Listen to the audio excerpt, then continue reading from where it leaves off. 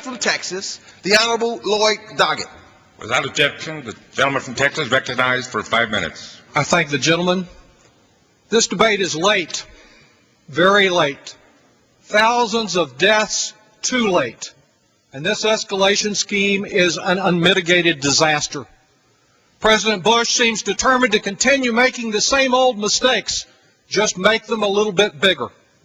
Defying sound military judgment, defying the bipartisan Iraq study group, defying the wishes of our allies and the Iraqis themselves, and most particularly, defying the will of the American people. This president continues to pursue a go-it-alone strategy in Iraq. Like most every problem that he has created, and there are many, he seeks only to pass it along to his successor, who we will elect next year.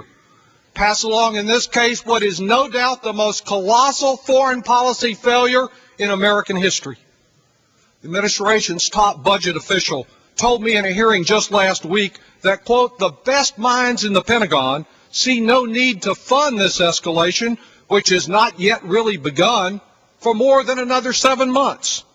In truth, our military has been so overstretched that it cannot sustain a prolonged escalation, even when it unfairly recalls inadequately supplied troops for a second, third, and fourth tour of duty.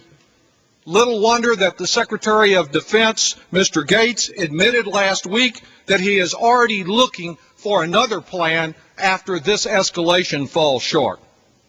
This week, this House, we say stop the increase.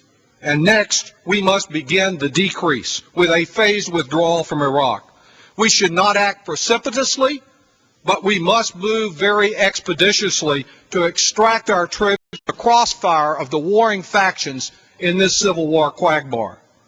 To our troops, whose courage we honor today in this very resolution, we say to you, those of you who are out there on the front lines today, we will do everything we can to protect you. But we will also be working as hard as we can to bring you home safely to your families sooner rather than later. There is a better way to show support for our troops than just sending more of them to be killed. And there is a better way than continuing to give this president a blank check for war funding.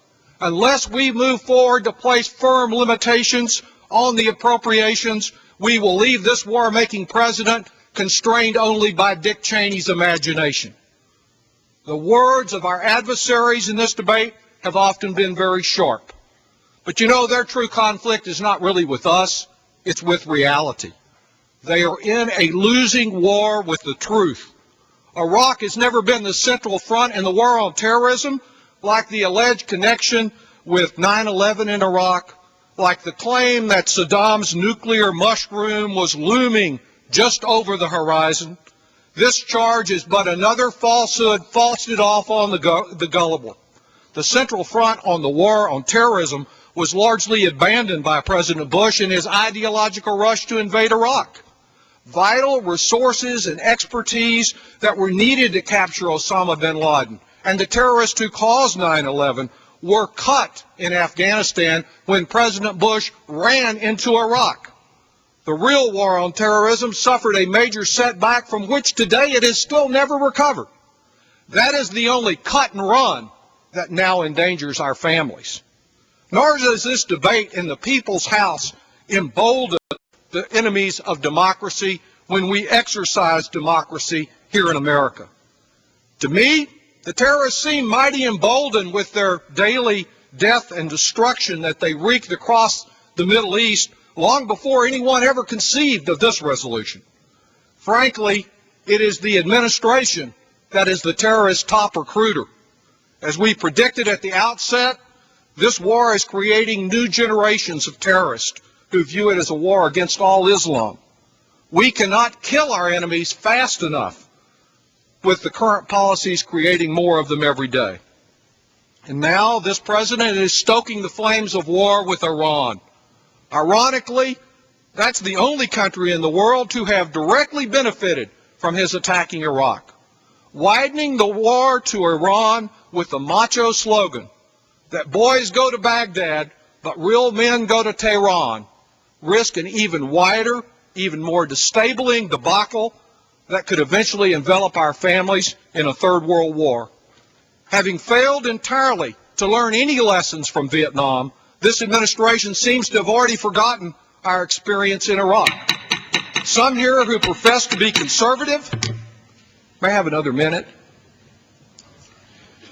Yield the gentleman an additional 30 seconds. Some here who profess to be conservative have been very liberal with billions of misspent taxpayers' dollars, and very liberal with the blood of others in the sands of Iraq.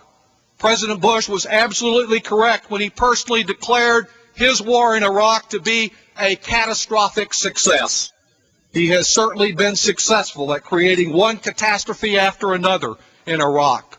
Our nation is great enough with sufficient resources, creativity to change course, but each day we delay, we sink further into a quagmire from fewer and fewer good choices remain.